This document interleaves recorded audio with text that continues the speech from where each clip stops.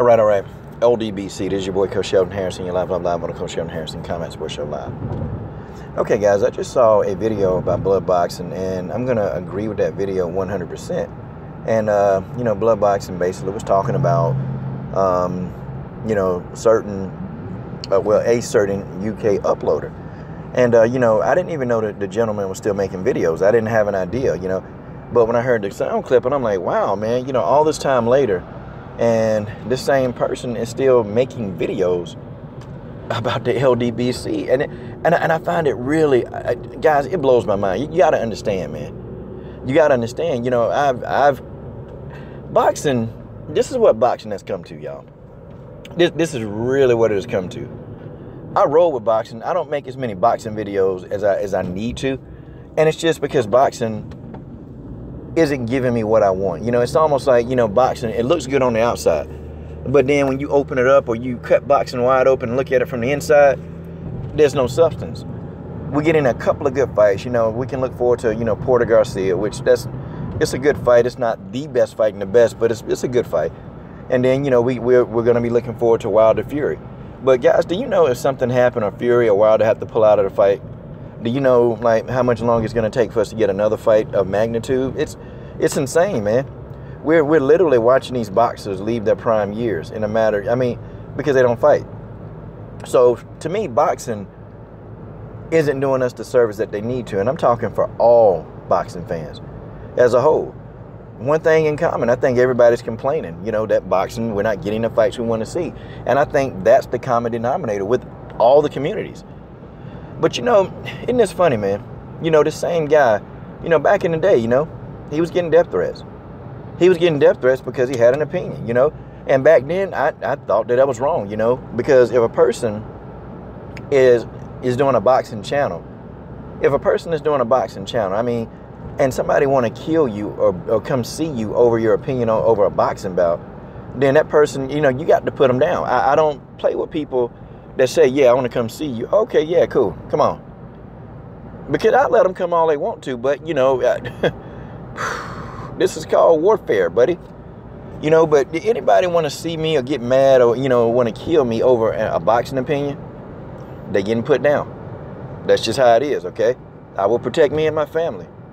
But, they were, sending out death threats to the guy. And I thought that it was wrong. And it wasn't right. And still, it was wrong. And I felt, really bad, man, that they made this guy, leave YouTube or, and it can be a scary thing, man, if you got people saying, I know you live and I'm coming to, for some people. So it was wrong. And I was one of the few people that actually defended this individual. I did, okay, because, let's put the picture of Eddie Hearn back on there to make my point. Okay, I defended him because I thought it was wrong. I thought it wasn't the right thing to do and people shouldn't be doing it. But see, notice how folks don't want to call these people that gave this guy these death threats a cult. They was all thinking the same thing. They all like the same fighters, but nobody want to call this group of people a cult. Now, I can't recall to my recollection, okay, that anybody from the LDBC, now I can't call, actually saying, you know what, I'm going to kill you. I can't over an opinion. I can't. Maybe now I know the whole beef with Ticket TV and that other dude. Now, maybe that beef with them, Ticket was like, okay, we can meet up. We can have a live debate. I remember that. And I remember, Ticket and that dude, they were going in, pretty heavy back then. But and I remember, Town and that, man, if you see us face to face, we'll go at it. But they never said, hey, I know where you live at. I'm going to come find you and all this other. Nobody actually said I'm going to come find you. Now, I know that video going around where they found the guy's information. I don't do stuff like that. But that went out. But see, that's about the extent of what the LDBC has done in the past. And then right now, dudes don't even do that no more. Like everybody, a lot of people done bagged off that stuff, man. That's the extent. But, I can't recollect anybody in the LDBC saying that I'm going to come kill you and your family. We didn't do that. Okay? So those people are not in a cult. Because them guys, they like the same fighters. You remember they were all in love with Gennady Golovkin. Several of them guys always talking about they wanted to come and deal with you. I used to be like, yeah, man, come on. Yep, come on. Because you ain't leaving. You come over here, man, I don't like what you said online. Okay, yeah, come on. Because you won't be leaving. You ain't going nowhere. The coach means nowhere. You ain't going. You'll be staying. You'll be staying forever. That's what'll happen. But isn't that funny? And so now, years later, you know, dude's still making videos about it. It's like, what, man? Because, you know, I would roll with Hearn. I would roll with Eddie Hearn. I would roll with him if the dude would just tell the truth. You know, back in the day, a few years ago, he put on some decent fights. But it's like, now, man, why lie? And I think everybody here in America, I just think that we got tired of the lies. It's not the fact that we don't like Eddie Hearn. We just don't like the lies. The lies is what's killing everything. I mean, just come out and say that we never wanted AJ to fight Wilder in the first place right now. Boxing fans could have got with that. We wouldn't have been happy. We still would have been saying, well, you know, how can AJ be a darn champ? How can AJ be a champion and not fight the best? But we would have to respect that because it's the truth. And it wouldn't be so many Hearn videos, AJ Hearn videos out there if Eddie Hearn just would have told the truth and said, I don't think he's ready for Wilder right now. I just don't. And, you know, he would probably go in and he'd be undermatched. Maybe give it a year or two, and then that fight would be the fight to happen, you know. See, that right there. And then if Eddie just would have been, you know, if Eddie would have said, you know, and he didn't fight the best competition in order to get the belts, okay? He didn't fight the best available guys. I mean, he fought Joseph Parker. That was a great fight. You know, even the fight with him and Dillian White was entertaining.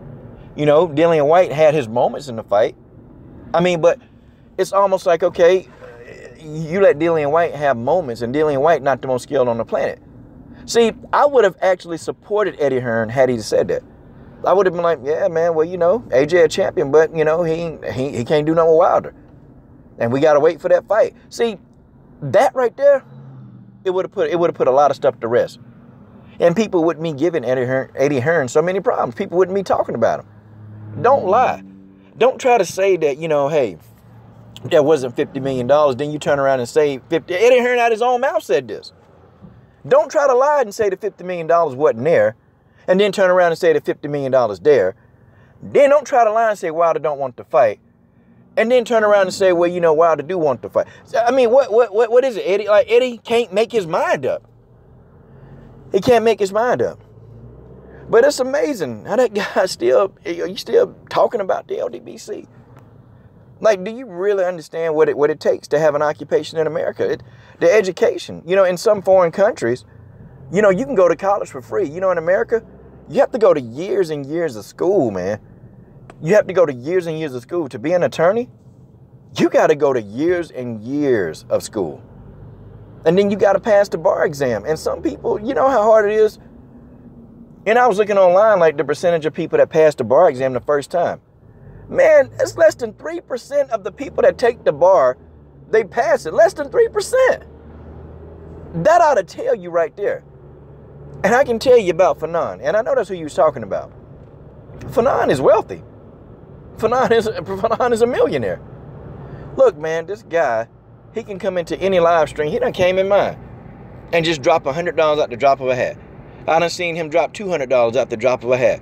I done seen him drop $500 in a live stream and don't even think twice about it. And then turn around and drop another $100. This man, I done seen him over the course of a day drop hundreds of dollars and don't think twice about it in a live stream. You dealing with somebody, they don't pay people like Fanon if they don't know what they're talking about. They don't pay people like, they pay people, he make the big bucks if he actually is very good at what he does. I'm sure he's extremely good at what he does. That's why he can afford to do what he does. That's why Fanon can live that lifestyle that he has. Has an awesome lifestyle. I just don't think that, you know, with blood, people don't understand the amount of, even to be a teacher, the amount of education you got to have to be an engineer here in America, the amount of education that they want you to have. And I'm not saying there's no less than the education over there, but I am saying that they make you jump through hoops here in America to get an education. They make you do it. They make sure that either you know your stuff or you don't. It's tough, man, to get an education.